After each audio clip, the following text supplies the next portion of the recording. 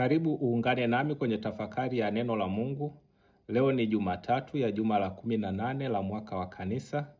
Injili ambayo inatuongoza kwenye tafakari yetu ya leo inatoka kwa mwinjili Mathayo sura ya 14 aya ya 22 hadi 36.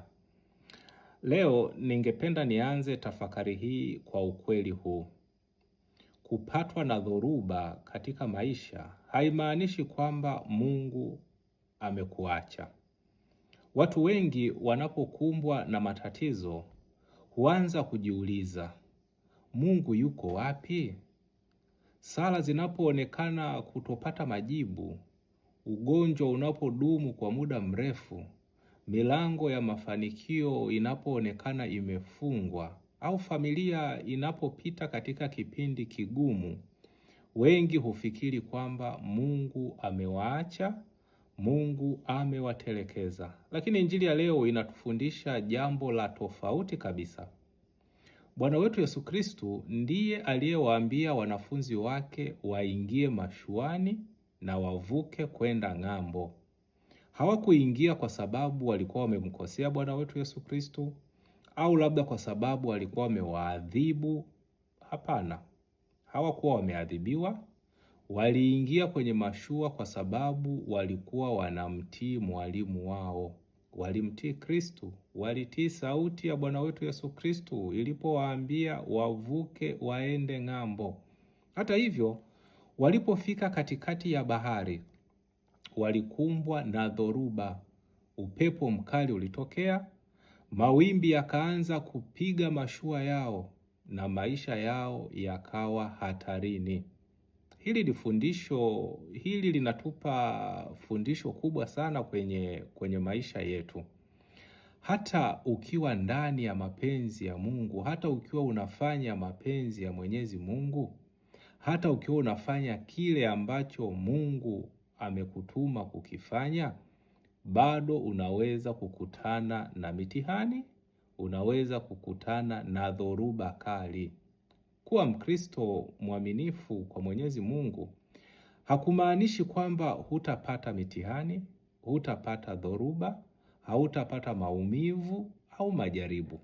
Kwa hakika utayapata, tena kwa ukubwa wake. Lakini ukweli ni kwamba hutapambana peke yako. Kristo atakuwa pamoja nawe. Wakati wanafunzi walikuwa wanahangaika baharini, Yesu alikuwa mlimani akisali. Kwa macho yao na kwa akili zao ilionekana kana kwamba amewaacha. Labda walikuwa wakidhani kama angekuwepo mwalimu wetu pamoja nasi, haya yasingetokea. Lakini ukweli ni kwamba Yesu alikuwa anajua kila kitu kilichokuwa kinaendelea. Aliona mapambano yao, alisikia hofu yao, na kwa wakati wake alikuja kuwasaidia. Ndivyo ilivyo hata katika maisha yetu ya kawaida kabisa. Kuna nyakati tunalia kimya kimya, tunasali lakini majibu hayaonekani. Tunachoka kusubiri, tunaanza kujiuliza, Mungu yuko wapi? Mbona anaruhusu haya mambo yanaendelea kutokea? Mbona ninakumbwa na mitihani mikubwa? Nimefanya kosa gani?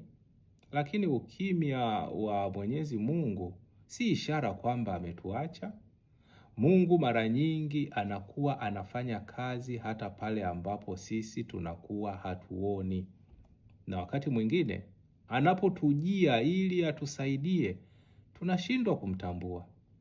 Ndivyo ilivyotokea kwa mitume.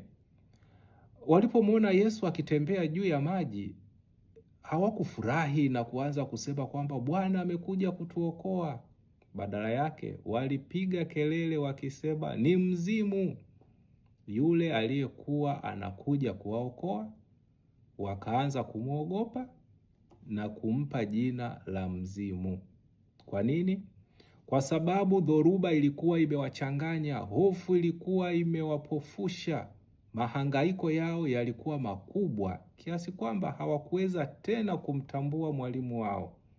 Hata sisi mara nyingi tunakuwa hivyo hivyo. Tunapozidiwa na matatizo, Tunaanza kuona mwisho badala ya kuona tumaini. Tunatafuta hata suluhisho mahali ambapo Mungu hayupo. Tunaanza kuwaamini watu kuliko hata kumwamini Bwana wetu Yesu Kristo. Wakati mwingine tunaanza kutumia fedha, tunaanza kutumia vyeo vyetu vibaya ili tuweze kujinusuru. Hofu inapotawala moyo, imani huanza kufifia taratibu.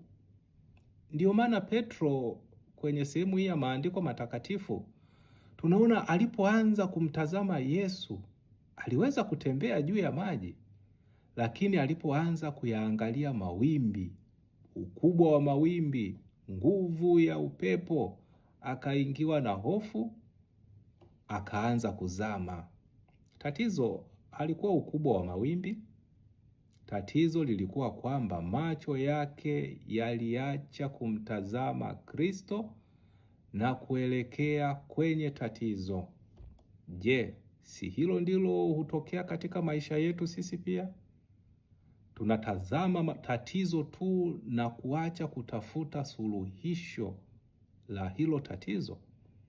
Lakini jambo la kutia moyo ni hili: Yesu hakumwacha Petro azame. Mara moja alimnyooshea mkono na kumshika. Hivyo ndivyo Kristo anavyofanya kazi hata leo. Anakuja katikati ya dhoruba zetu, anatuonyesha mkono wake. Hatutupi kwa sababu tu tunaogopa au kwa sababu imani yetu imeyumba. Anakuja katikati ya dhoruba zetu ili kutusaidia. Ndugu zangu, kama leo unapitia kipindi kigumu, usifikiri Mungu amekuacha. Inawezekana unapitia dhoruba, unapitia mtihani, lakini Kristo bado yuko njiani kuja kwako. Inawezekana bado hujamtambua, lakini tayari anatembea katikati ya mawimbi yako, katikati ya dhoruba zako. Kristo yuko pamoja nawe, lakini hujamtambua. Usiangalie ukubwa wa dhoruba, mtazame Kristo kwa imani. Mtazame Kristo, tazama mkono wake Kristo, kama ule ulivyomshika Petro. Mkono wa Kristo anakunyooshea katika dhoruba yako ili akukamate na kukuvusha. Kwa sababu kupatwa na dhoruba kwenye maisha yetu sisi wa Kristo haimaanishi kwamba Mungu ametuacha.